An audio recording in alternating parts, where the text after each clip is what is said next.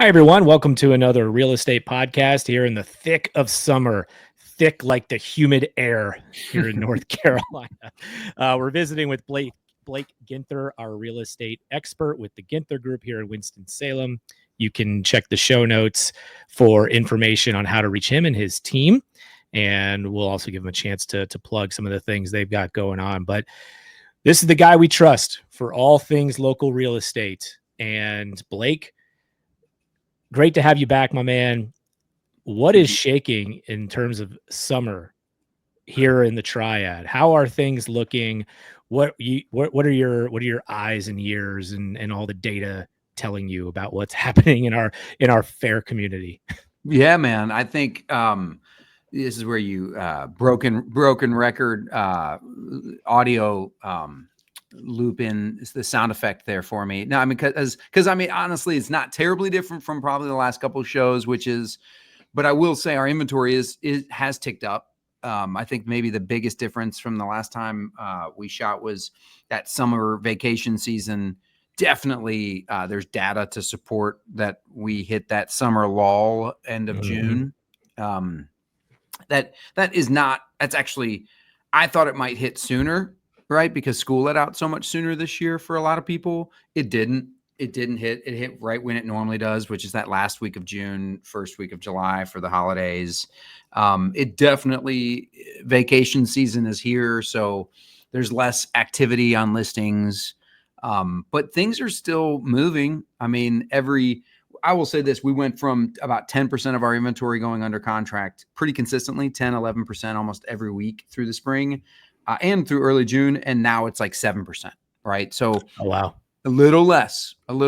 And therefore, yes, inventory ticked from the low 9s to the upper 9s, right? So we might cross, and I think at one moment we're back below it, but we might cross the 1,000. We probably will cross the 1,000 units in Forsyth County for sale, which is the first time since COVID. So, and buyers should hear that and be like, oh, well, that's encouraging, right? Yeah. Sellers should hear that and go, huh, well, that's not, I don't get to be a jerk. No, you don't. You don't get to be. And I will, I do think I talked, I think in the last one we talked about staging. We talked about updating or renovate now, pay at closing has become way more popular. It is absolutely netting sellers more money, and the days on market is like a third of what are if you don't do that days, and still better than which is still better than the market. The market is getting close to 2 months days on market. And, it's funny. There used to be billboards that realtors would take out saying, I'll sell your house in 120 days or less. Right. So everyone's like, wait, 120 days. The thing is, there's something seriously wrong with it if it doesn't sell for 120 days. And that's true since COVID, but we're trending back to that 2-3 months of days on market, unless you price, I'd say smartly, and then you stage it and you update it. Those three things. The letters USC, which for a lot of our local Clemson and probably Tar Heel fans, they don't like those letters USC. But those update, stage, clean. Not University of South Carolina. Definitely not a Gamecock. No, but USC update, stage, clean has to be done to really taste success. Okay. I love a good acronym. I love when we bring new acronyms that I'd never heard before, at least not in this context. I've heard USC many, many times as somebody involved in college sports. Losing, basically. Sorry, all the Gamecock fans just hate me. I'm not a Tar Heel. I'm not a Clemson guy. So I'm just kidding. Yeah, losing, including a game in 2019 that I seem to remember. Oh, in the month the of app November. guy might never forget. No, never forget that one. So one of the things that stuck out to me that we talked about last month in context to this conversation is you were standing up in front of a group of realtors and kind of telling people, hey, where things are right now in this kind of boring market, I guess you could say. It's not too high, not too low. We might be here for a couple of years. You don't really foresee much changing in terms of interest rates or anything significant, because the other data doesn't point toward anything that could create a big shakeup in our market, right? Yeah, I mean, and anybody who follows, I feel like people who listen to podcasts typically listen to or pay attention to the news and pay attention to just the world, right? So if you're one of those people, then you saw that, you've heard the GDP report. I don't think it's out yet, but for Q2, it might actually be. But the reality is, they're quite confident that it will be positive. So the R word is not a thing now. And then more importantly, the jobs report still showing very little unemployment. There's just too much. Then the common sense element, you go out to eat, restaurants are still crowded. You go to the airport, airports are still crowded. I mean, spending is still happening, right? So the reality is they can't lower the interest rates. And I did hear something pretty smart, which is, if you're a buyer in today's market, you win either way, right? If you bought a home at a higher rate, right? And by the way, they're solidly in the mid sixes. They're not in the upper sevens, or like, we're not there, right? We don't have a spending problem, but inflation hasn't come down enough for them to lower rates, and all the economic, we'll be here for a while, right? And I don't think Trump's going to get to fire, because he can't, or replace the Fed dude for another year. So we're here for a while. Mm-hmm. And I just think it's, for our local market, it's super healthy, right? If you live in Florida or Texas, and you're in Arizona, and you're randomly listening to North Carolina's Triad Real Estate Podcast, welcome. You're welcome. You're welcome to join us, and you have a different market. Typically, in most Florida markets, a lot of Texas markets, and certainly Phoenix and the neighboring areas, they overbuilt, and or they have insurance issues, and their markets are way softer. Yeah. I'm glad you brought that up, because it is another thing I wanted to talk to you about, which is a phrase that I hear thrown around a lot, and that's housing crisis. Now, the state of Florida, housing crisis means a different thing than if it was true here in North Carolina. I don't want to become totally hyperbolic here, but so I don't think it's a crisis, but I do think there are some housing issues that we could be facing. The problem in North Carolina that we're facing, and you can look at this in a couple of different ways, is we are growing in population, and to the point where I saw that not too long from now, North Carolina will surpass, I believe it's the state of Georgia, and become the 6th most populous state in the country.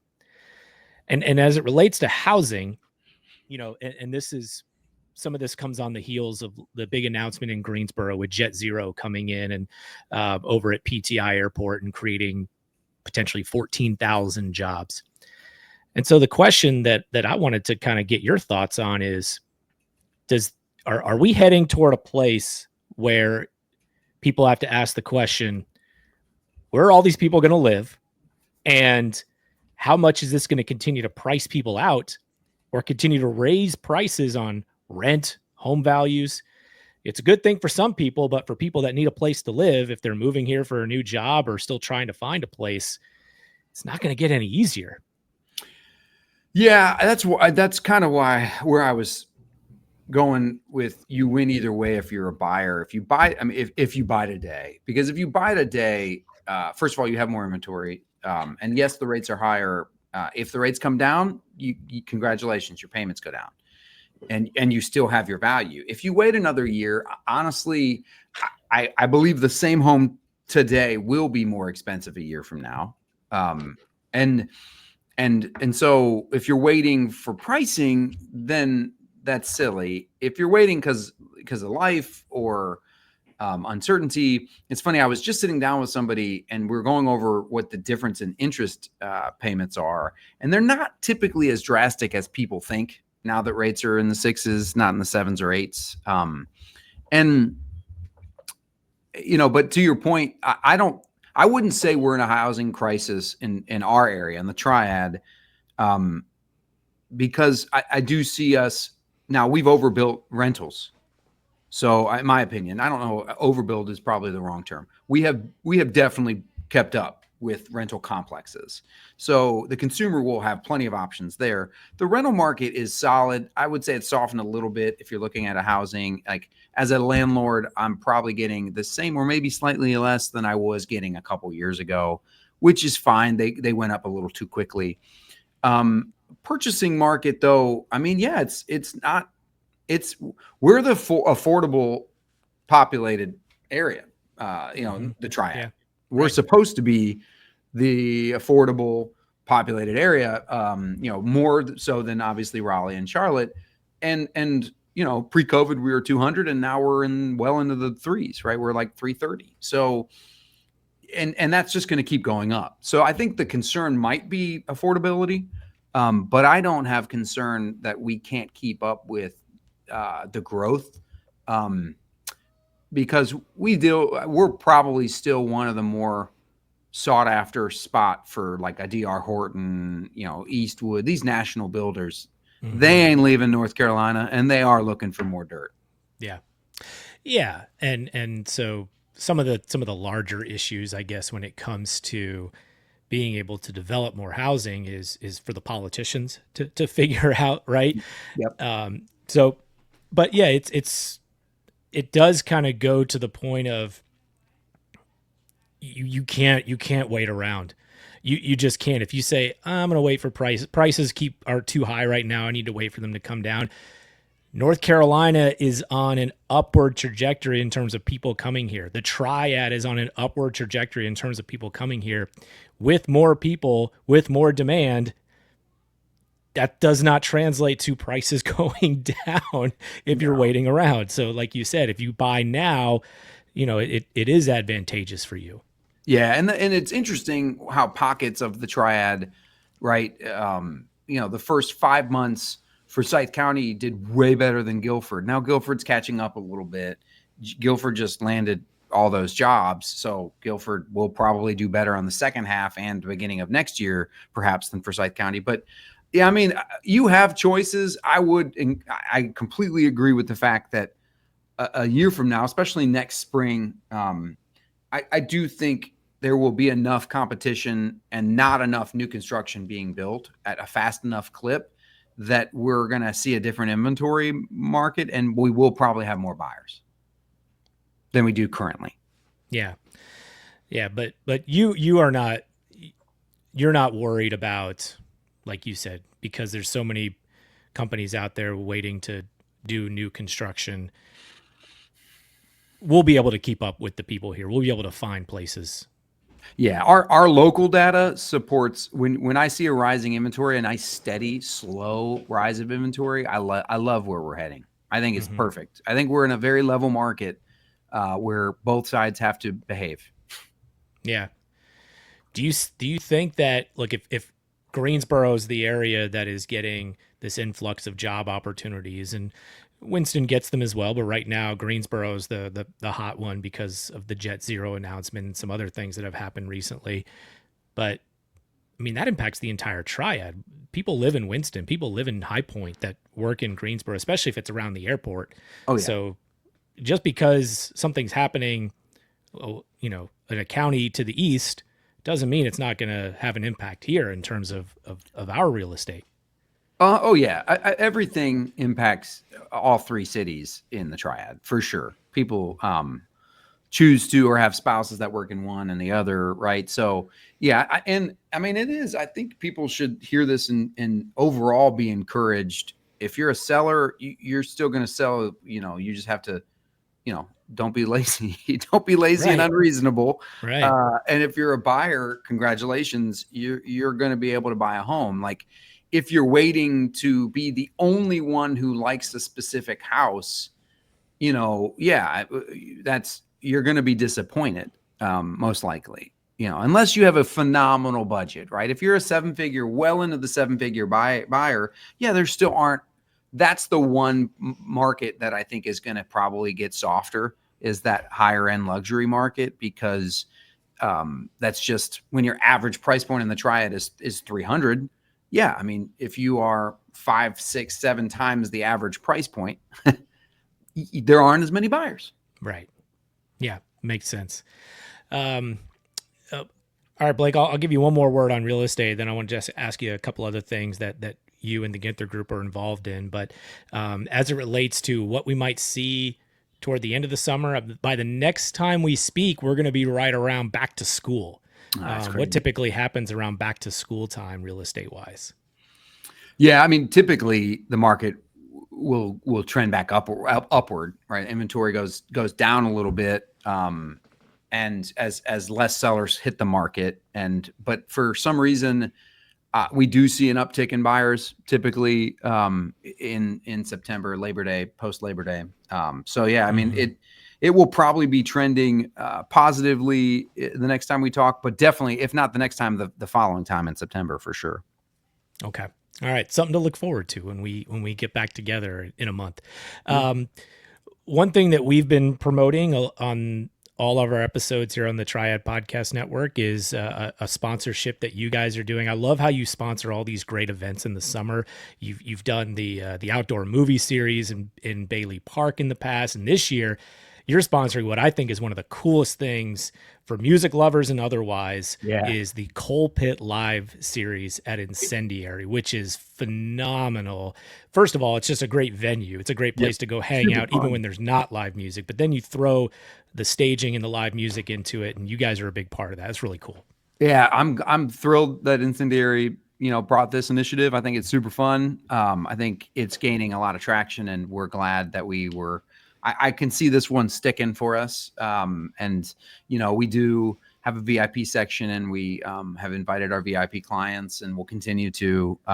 It's just but I encourage anyone in the community to go check it out. Mm-hmm.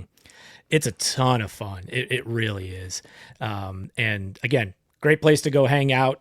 But when you throw the music series that they do, and the schedule is through Ginther Group social media, you can check it out on Incendiary social media. Tons of ways to find out the schedule of the shows. It's going to run all the way through the early part of the fall, so you still got plenty of time to go check out some great music downtown.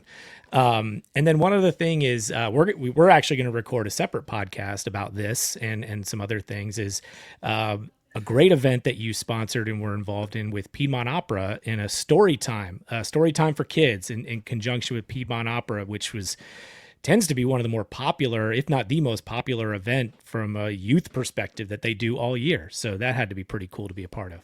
Yeah, it's fun. Obviously, with my music background, that's what I went to college for. For those of you that don't know, I have a BFA in musical theater. I use it daily. I'm just kidding. I don't, but my thank you to all of my teachers. And I do love and support the arts, and specifically my dad is a retired pediatrician. I will always try to focus on anything that is children focused, right? As a dad, but also just anything that is both combines arts and kids. Yeah, I'm probably interested.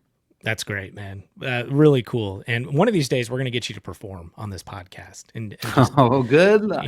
Knock off some of the rust a little bit. But anyway, be on the lookout for that episode that we'll do with our friends at Piedmont Opera. So, Blake, all right, before I let you go, man, tell the fine folks how they can find the Ginther Group, and who knows, maybe become one of those VIP clients that gets that special access to the Coal Pit series. I would love for them to become that. And because we are doing one in August that we can invite them, maybe DM me, and you never know, maybe you can become that. So yeah, theginthergroup.com, Google us, theginthergroup.com, or give us a shout at 336-283-8689. All right, my friend. A lot of fun. Thank you as always. And we'll be talking here soon for another pod here before too long. I love it. I'm going to get 2 Adams in a month. I like it. That's way more than the doctors prescribe, but we'll see how it works. Looking forward to it.